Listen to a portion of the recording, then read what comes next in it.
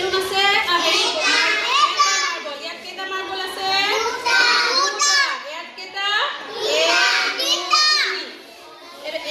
2 3 4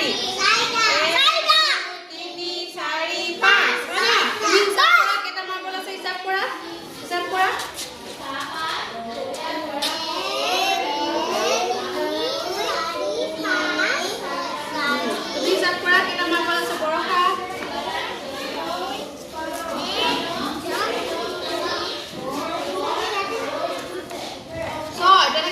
কেইটা মাৰ্বল হ'ব 6 কেইটা মাৰ্বল হ'ব 6টা হাত হলে কেইটা মাৰ্বল হ'ব এফালে চোৱা 7টা মানে 1 2 3 4 5 6 7 এফালে মন দিয়া দেই এইটো চোৱা হাত হলে 8টা